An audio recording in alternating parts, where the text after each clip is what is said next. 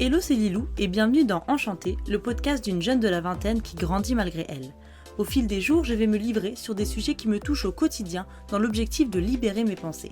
Le but est de vous les partager pour que vous vous sentiez, je l'espère, moins seul.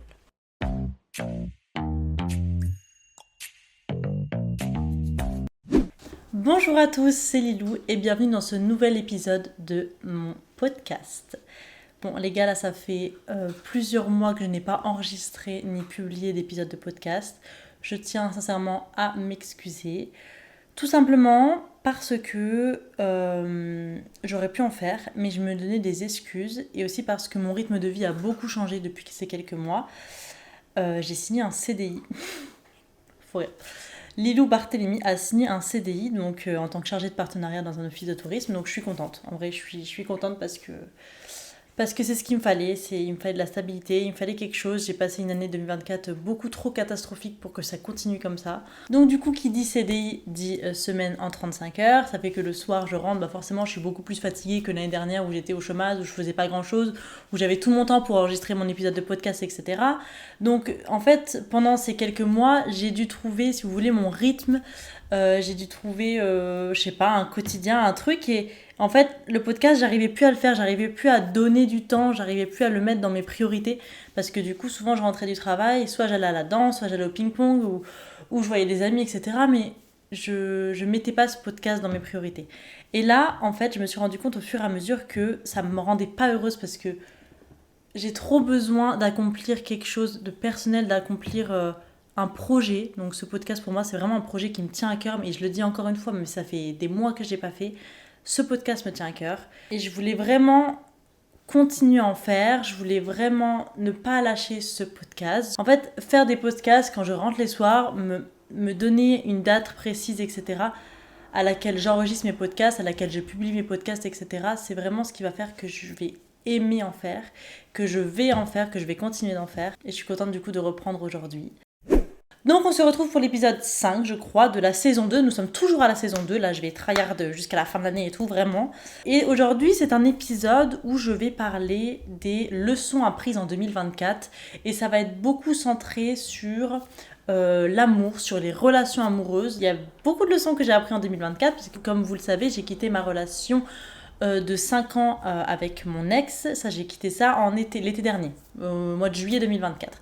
Et donc, j'ai eu le temps de réfléchir, etc. pendant ces nombreux mois. Et je voulais vraiment vous faire cet épisode un peu spécial amour, leçons apprises, etc. Alors du coup, moi, niveau amour, j'ai eu en tout et pour tout 4 relations, je crois. 4 vraies relations, dont 2 qui ont été une relation de 1 an et une autre de 4 ans et demi, donc celle dont je suis sortie en été 2024, et une autre que j'ai eue fin d'année 2024, quoi. Et en fait, toutes ces relations, elles m'ont beaucoup, beaucoup appris sur moi, et beaucoup appris sur l'amour, et sur les relations amoureuses, et sur plein de choses, donc j'ai trop hâte de vous dire tout ça. Il faut savoir que dans la globalité de ces relations, j'ai eu des amours qui ont été des amours très très passionnels, des amours destructeurs, un premier amour, j'ai eu beaucoup de dépendance affective, il y a eu des pleurs, il y a eu de la trahison, il y a eu de la joie, il y a eu de l'excitation, il y a eu beaucoup de choses. Et ça, c'est depuis mes 15 ans. Donc j'enchaîne, et là j'ai 22 ans. Et aujourd'hui, j'ai vraiment envie de faire une pause, de me retrouver, d'apprécier ma propre compagnie. Et je suis en train d'essayer de faire ce taf-là depuis quelques mois. Et ça me fait du bien. Vraiment, ça me fait du bien. On commence avec le premier conseil. L'amour ne définit pas la personne que vous êtes. Donc je m'explique. Quand j'ai eu 17-18 ans et que j'ai commencé la relation avec mon ex, avec qui j'ai été pendant 4 ans et demi, 5 ans, je mettais cette personne et notre relation sur un piédestal. Je la mettais dans ma vie. Cette relation était carrément presque numéro 1 au niveau de l'importance, en fait, dans ma vie. L'amour, pour moi, il fallait chérir cet amour-là, il fallait tout donner à la personne, il fallait lui montrer que je pouvais mourir pour lui. C'était vraiment...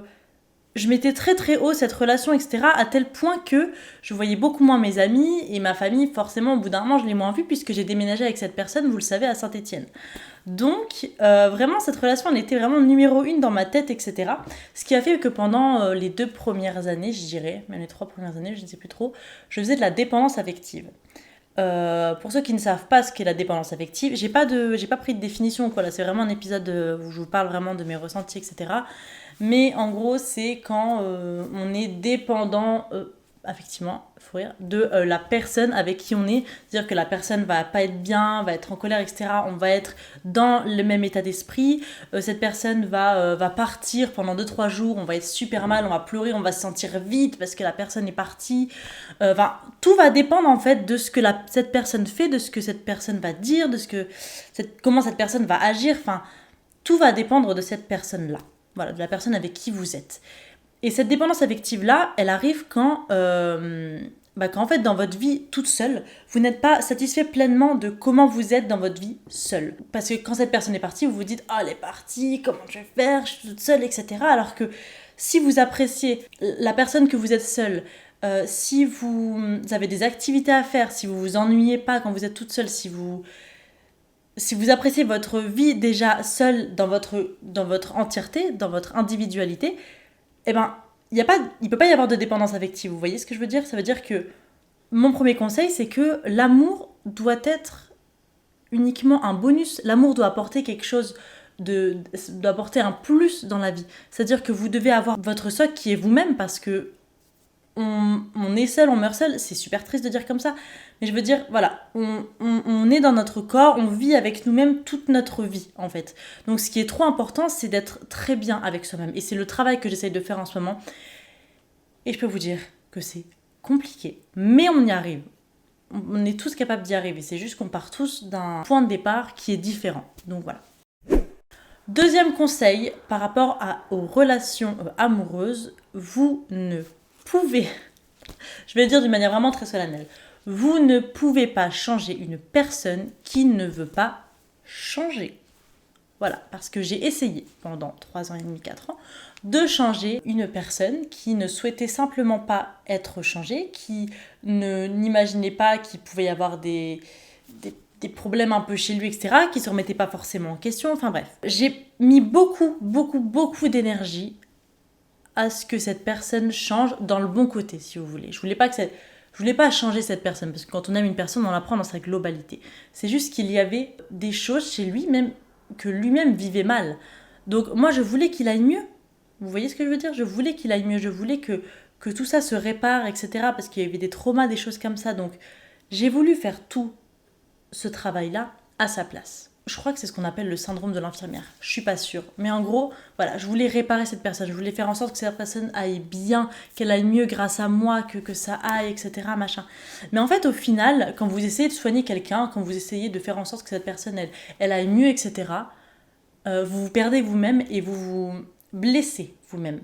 Parce que vous voyez que tous les efforts que vous fournissez, ça ne mène à rien. Et ça fait mal. C'est vraiment relou. En fait, ça va vous user d'essayer de soigner cette personne en vain parce que cette personne, elle ne veut juste pas changer. Et croyez en mon expérience, quand cette personne veut changer, elle peut le faire toute seule. Ou alors vous pouvez l'aider, mais ça marchera uniquement si elle le souhaite. Et c'est vraiment vraiment vrai. Donc voilà, c'était mon deuxième petit conseil. Ne changez pas, n'essayez pas de changer une personne ou de soigner une personne qui ne veut pas du tout changer, ça ne marchera pas. Il faut vraiment que cette personne, elle aussi, ait la volonté. Et ensemble, vous pouvez le faire, ou elle toute seule, si c'est un chemin personnel qu'elle a envie de parcourir, qu'elle le fasse seule. Mais toute seule à se battre pour que la personne aille mieux, ça ne marchera pas si elle n'y met pas du sien. Voilà, c'était mon deuxième conseil. Alors, troisième conseil, je dirais même un peu observation que j'ai faite au cours de ces dernières semaines, derniers mois, etc. La plupart du temps, les relations se terminent pour la même raison qui nous a fait tiquer au début. C'est-à-dire qu'au début, au tout début de la relation, on va être là en mode « Oh, c'est trop bien, c'est chouette, c'est tout love et tout » parce que tout le début de relation, c'est toujours comme ça. C'est génial, c'est super, on est amoureux, nana, ok. Mais il y a des petits trucs qui vont dire « Ah, ça j'aime pas trop, ah, ça c'est bizarre, oh, là, comment il a réagi la dernière fois, c'était bizarre, etc. » Écoutez bien ça, retenez bien ces choses-là. Parce que soit vous en parlez avec cette personne parce que ça vous a dérangé et cette personne, vous voyez qu'elle réagit bien et du coup il y a moyen que ça change. Parce que si vous dites « Oh c'est bon, on sait rien, c'est des petits red flags en fait qui vont s'accumuler au fur et à mesure du temps. Et c'est pour ces raisons-là. C'est comme ça que moi en tout cas je l'ai vécu pour mes relations. Attention, c'est mon expérience. Mais c'est pour souvent ces raisons-là que nous quittons cette personne. Autre conseil, autre observation que j'ai faite durant ces années de relations amoureuses, c'est que je me suis mis très très vite en appartement avec mon ex. Et je pense que c'est ça qui a tué notre couple au fur et à mesure, parce que quand on est très vite dans un appartement ensemble, quand on emménage ensemble, on est tout le temps ensemble, donc au début c'est super, c'est génial, c'est parfait. Et au fur et à mesure, on s'habitue forcément à la présence de l'autre, qui est tout à fait normal, ça, il n'y a aucun souci. Mais nous, on s'y est mis très jeune avec mon ex, donc on avait 18 ans.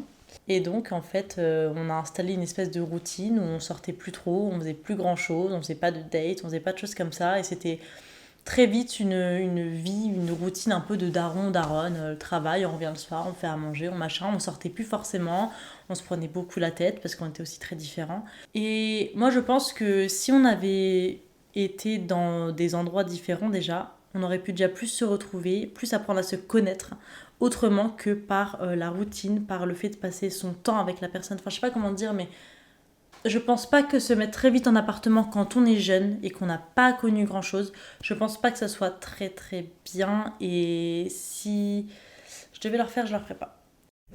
Autre conseil, je pense qu'il est très important d'apprendre à se connaître physiquement et mentalement avant d'entrer dans une relation. Pas à 100%, parce qu'on se connaît jamais à 100%. Notre corps, notre mental, tout évolue durant toute notre vie. Voilà, je suis pas du tout la même que quand j'avais 17 ans, que quand j'avais 20 ans, même que quand j'avais 21 ans même. À 22 ans, j'ai déjà changé de l'année dernière, vous vous rendez compte ou pas? Comment ça évolue tout le temps. Donc on ne se connaît pas, on se connaît très rarement à 100%, c'est pas trop possible, mais se connaître un minimum et être à l'aise avec soi-même un minimum. Passer du temps seul, réfléchir seul, s'aimer, pas à 100% parce que pareil, c'est très compliqué, même moi j'arrive pas à m'aimer à 100%, mais s'aimer, avoir de l'estime de soi en fait. Parce que la plupart du temps, les problèmes que j'avais dans mes relations, c'est parce que j'avais pas assez d'estime de moi-même.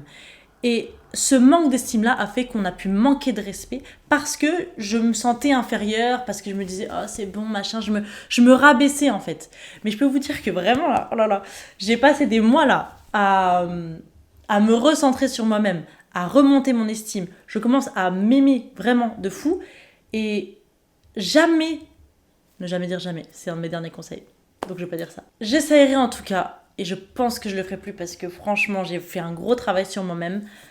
Je ne souhaite plus faire rentrer des personnes déjà qui me manquent de respect, qui me mentent, bref, tout ça là, c'est ciao. Et aussi, comme j'ai de l'estime de moi, je vais pas laisser les personnes me manquer de respect en fait. Soit tu es respectueux avec moi, tu m'aimes, tu m'apportes du plaisir dans la vie. Et s'il y a des difficultés, on les fait ensemble, mais c'est pas des difficultés toxiques, c'est pas des trucs de merde que j'ai eu l'habitude d'avoir dans mes relations. Soit tu m'apportes du négatif, tu me mens et tu manques de respect, je te sors de ma vie. Parce que j'ai de l'estime de moi. Je sais pas si vous comprenez. Bref, donc moi je trouve que c'est quelque chose d'important avant d'être dans une relation ou même pendant. C'est un travail que vous pouvez faire pendant une relation. C'est très important de l'acquérir en fait. Cette confiance-là en vous, c'est trop important. Vraiment, je vous jure. Quand j'ai dit tout à l'heure ne jamais dire jamais, c'est parce que je disais souvent quand j'étais avec ma pote, c'était en DUT, je disais souvent mais moi jamais je pourrais être avec un gars comme ça, mais moi jamais je pardonne la tromperie, mais moi jamais je fais ça, etc. Et quand des personnes faisaient ce que moi je ferais jamais, genre une personne avait pardonné la tromperie de son mec et tout, je disais mais... Je jugeais un peu en fait dans ma tête, et je disais mais meuf mais casse-toi, c'est n'importe quoi, pourquoi tu fais ça, etc. Et je me suis rendu compte, peut-être que c'est l'église que vous entendez, j'habite juste à côté d'une église. Bref, je me suis rendu compte que il faut jamais juger quelque chose tant qu'on ne l'a pas vécu. Et même quand vous l'avez vécu, vous allez avoir un jugement, mais un jugement qui a de la valeur parce que vous l'avez vécu. Vous voyez ce que je veux dire ? En tout cas, moi voilà, je jugeais beaucoup les choses avant de les avoir vécues. Et en fait, après les avoir vécues, j'ai réagi tout à fait autrement que ce que j'avais dit au départ. Au départ, j'avais dit, mais jamais je pardonne la tromperie, mais jamais je reste avec quelqu'un comme ça, mais jamais... Nanana. Devinez ce que j'ai fait. J'ai fait tout le contraire. J'ai fait tout ça, j'ai même fait plein de fois, enfin bref. Donc vraiment, jamais juger quelqu'un, jamais juger une situation qu'on n'a pas vécue. Juste essayer de comprendre, être là pour la personne et pas juger parce que ça sert à rien. C'est juste, tu vas avoir une grande bouche, tu vas parler pour dire des choses qui peuvent même potentiellement blesser la personne. Donc vraiment, se retenir de dire des choses et ne pas juger tant qu'on n'a pas vécu les choses. C'est tout. Parce que quand on est dans une relation, et surtout quand on est amoureuse, l'amour rend aveugle, c'est bien connu, on est capable de faire des trucs et d'accepter des choses qui nous paraissaient impensables avant. je vous le jure, que j'ai fait des trucs, j'ai accepté des choses. Quand je me regarde et je me dis, mais meuf, mais pourquoi t'as laissé passer ça? Mais l'amour évidemment, l'amour c'était... Ça te fait changer toute ta vision des choses, etc. C'est vraiment dingue ce pouvoir qu'a l'amour, ça peut être tellement beau et tellement destructeur à la fois, mais c'est ça qui fait qu'on vit. C'est ça que je me dis depuis ces derniers mois, c'est que je ne veux jamais fermer mon cœur, je ne veux jamais m'empêcher d'aimer quelqu'un à nouveau parce que j'ai été blessée pendant 5 ans. Non, je veux continuer à laisser mon cœur ouvert et prendre le risque que ça puisse blesser. Parce que l'amour, ça fait mal, des fois, et des fois, c'est super. Donc en fait, on sait pas. Et moi, je me dis, tant qu'on ressent des choses, c'est qu'on est en vie, en fait. Et c'est ça qui me rend heureuse, finalement. Ça, c'est aussi un conseil que je peux vous donner, c'est que même si vous avez eu des relations qui vous ont blessé, même si vous avez eu des relations où vous vous dites après, mais plus jamais je retrouver quelqu'un, mais lui c'était l'homme de ma vie, mais je peux pas faire face à ça, mais c'est horrible. Je sais comment vous êtes, je suis passée par là, et je peux vous dire que vous pouvez retrouver des personnes qui sont encore mieux que les personnes d'avant, ou qui sont très différentes, ou qui vous correspondent mieux, des relations qui vous épanouissent beaucoup plus. Ça peut prendre du temps. Et il faut aussi que vous vous retrouviez toute seule. Il faut aussi que vous passiez du temps avec vous-même. Enfin, je pense qu'on va revenir toujours à la même chose dans ce podcast. Mais juste passer du temps avec soi-même, se rendre compte de sa valeur et se rendre compte que cette personne n'était pas tout notre monde. C'est laisser la possibilité à d'autres personnes de rentrer dans notre vie et possiblement d'autres personnes qui vont plus nous apporter en termes de bonheur et de joie que d'autres personnes qui ont été dans notre vie. C'est potentiellement faire rentrer des personnes qui nous correspondent plus, etc. Voilà, c'est le conseil à donner, c'est laisser votre cœur ouvert, ne vous fermez pas, aimez à 100% en fait, vraiment. Autre conseil, suivez votre intuition. Vraiment, suivez votre intuition. Votre intuition a très souvent raison. En tout cas, la mienne avait très très souvent raison. Je faisais des cauchemars d'une personne qui me trompait. Hop là, elle m'avait trompée. Je me disais, ah, c'est bizarre, cette fille-là, je la sens pas. Tac, il m'a trompée avec. Enfin, moi, c'est vrai que la plupart des problèmes que j'avais en couple, c'est de la trahison, de la tromperie, etc. Donc, je vous parle beaucoup de ça. Il y a beaucoup d'autres problèmes dans les couples, mais je ne connais pas. Donc, je ne peux pas en parler. Logiquement. Mais juste voilà, écoutez votre intuition quand vous sentez qu'il y a une situation qui fonctionne pas, ou voilà, que vous sentez mal une personne, que vous dites oula, il y a un truc bizarre et tout. C'est un truc un peu, moi c'est souvent, ça me faisait stresser à l'intérieur de moi, même des fois j'en tremblais et tout. Enfin, c'est de l'intuition en fait, juste si vous vous dites putain là ça je sens pas trop et tout, écoutez ça. Je vous jure, écoutez ça. Je sais pas d'où ça vient, je suis pas forcément croyante en des trucs ou quoi, mais vraiment écoutez ça parce que, en tout cas, suivez cette intuition-là parce qu'elle est souvent, souvent vraie. En tout cas, moi, c'était le cas et je l'ai suivi à chaque fois. Quand j'étais pas bien dans quelque chose, j'écoutais mon intuition parce que c'est elle un peu qui me disait que j'étais pas bien. Et je sortais de cette chose et j'étais beaucoup mieux. Un conseil que je peux donner, c'est ne restez pas avec quelqu'un parce que vous avez l'habitude d'être avec cette personne, parce que vous êtes dans votre zone de confort, parce que vous avez un appartement et vous avez un chat, et puis les meubles, c'est acquis. Cette personne, je la connais quand même depuis longtemps, on a quand même bâti beaucoup de choses ensemble, c'est pas possible qu'on puisse se quitter, etc. Moi, je restais avec une personne à la fin, avec mon ex, parce que j'avais l'habitude d'être là, parce que j'étais dans ma zone de confort. Et que ça m'était insupportable dans ma tête de penser que je pouvais quitter cette relation, parce que je me disais, ça fait quand même... Je me suis construit avec, j'étais avec cette personne quand j'avais 17 ans, je connais toute sa famille, connais toute la mienne, on est parti là, on a fait ci, on a ces souvenirs là, les meubles là ils sont à nous, on a ces projets là, enfin parce que c'était tout ça représentait ma bulle de confort, je m'imaginais pas quitter cette personne alors que j'étais malheureuse. Ça qui est important. Parce que si vous êtes dans l'habitude, dans cette zone de confort et que vous êtes heureuse, mais let's go, genre allez-y, foncez, vivez, soyez heureux, je vous en supplie. Mais là, quand moi j'étais trop malheureuse, et juste parce que j'avais l'habitude et j'étais dans ma zone de confort, bah je partais pas. Donc forcément, au bout d'un moment, ça casse. Il y a un truc qui casse en vous et vous vous sentez trop mal. Et souvent, le corps aussi il réagit. Hein, quand vous avez beaucoup de boutons, quand vous tombez souvent malade, quand vous êtes tout le temps fatigué, quand je sais pas, vous faites beaucoup de crises d'anxiété, quand vous pleurez beaucoup, etc. Moi, c'était beaucoup ça. C'est qu'au bout d'un moment, il y a un truc qui va pas. Quoi. Donc vous faites le tri dans votre vie, qu'est-ce qui va pas, et puis moi il s'avérait que c'était ma relation quoi finalement. Mais je suis bien contente d'en être sortie et je suis beaucoup mieux sans. C'est-à-dire que même si des fois c'est compliqué en étant seule parce que revivre seule après 5 ans où j'étais avec quelqu'un, où je rentrais les soirs, il y avait quelqu'un avec moi, revivre seule, c'est compliqué.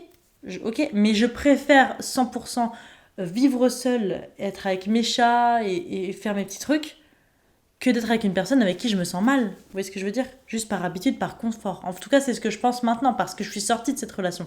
Parce que j'ai eu ce courage de faire ce step et de sortir. Et j'en suis très fière de moi et je suis heureuse de l'avoir fait.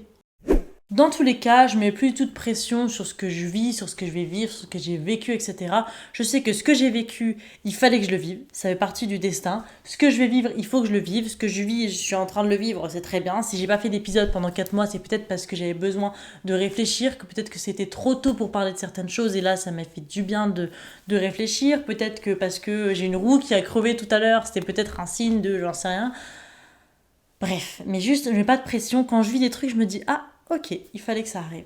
D'accord. Je me sens mal dans ce truc, je quitte ce taf, je quitte cette relation. Ok, il fallait que ça arrive. Ça fait partie de mon chemin de vie, c'est comme ça. Voilà, c'est juste, je me mets plus de pression. Je me dis, s'il y a un truc qui m'arrive, il fallait que ça arrive. Point. Et quand vous faites ça, vous relâchez un poids de vos épaules en mode, non, mais ça, moi, je voulais absolument rester là, mais je voulais absolument garder ça, mais il fallait pas que ça arrive. Hein. Les choses qui arrivent, c'est comme ça. C'est votre vie, elle est comme ça, la vie. Hein. Comme ça. Une grosse daronne. La vie, elle est comme ça, les amis. Hein. Donc, vraiment, c'est trop bien. C'est des cycles qui sont tout le temps là. Des cycles où ça va, et des cycles où ça va pas, et des cycles où ça va, et des cycles où ça va pas. Et c'est ça. Et c'est trop bien parce que si vous croyez en ça, quand ça va pas, vous savez que ça va aller mieux, parce que ça va forcément remonter. Et quand ça va bien, vous apprenez à apprécier ce moment-là, parce que vous savez que ça peut aller moins bien. Vous voyez ce que je veux dire ? Donc voilà, c'était ce dernier petit conseil de ne plus se mettre de pression sur ce que vous vivez, de vivre à 100% aussi vos relations et surtout d'être bien et d'être heureux, je vous en supplie. Soyez heureux dans vos relations et ne laissez pas passer des choses qui ne sont pas pardonnables, vraiment. En guise de conclusion de ce nouvel épisode de podcast, je voulais juste dire que quand vous n'êtes pas à votre place quelque part, l'univers vous le fait comprendre. Quand vous n'êtes pas à votre place. Il arrive des choses, vous avez des signaux, vous avez des informations, des messages qui arrivent, des choses qui vous montrent que vous n'êtes pas à votre place. Je vous jure que dans ma dernière relation, au début, j'avais l'intuition que cette personne me trompait, donc je devais fouiller dans les téléphones, etc. À la fin de la relation, c'était même pas moi qui devais chercher les informations, c'est les informations qui venaient à moi. C'est-à-dire que c'était les personnes avec qui mon ex me trompait qui m'appelaient. Et c'était assez impressionnant, où c'était par exemple, je suis avec cette personne, il y a une notification qui apparaît, hop, et pile poil, c'est le truc que je devais pas voir. Et je suis à l'endroit, hop, et on croise une personne que je devais pas voir. Enfin, c'était que des coïncidences, des trucs de fou, et je me dis, oh, les signes qui arrivent à moi, c'est quand même très impressionnant, quoi. Et vous vous sentez aussi quand vous êtes à votre place. Ça marche aussi à l'inverse. Vous vous sentez quand vous êtes bien, vous vous sentez quand vous êtes apaisé. Donc voilà, c'était cette petite conclusion. Je vous remercie d'avoir écouté cet épisode de podcast jusqu'au bout. Merci de vous abonner aux différentes plateformes sur Spotify, Instagram, TikTok, YouTube. Vous connaissez, tous les liens sont en description comme d'habitude. Je vous dis à bientôt pour un prochain épisode de ce podcast. C'était Lilou dans Enchanté. Gros bisous!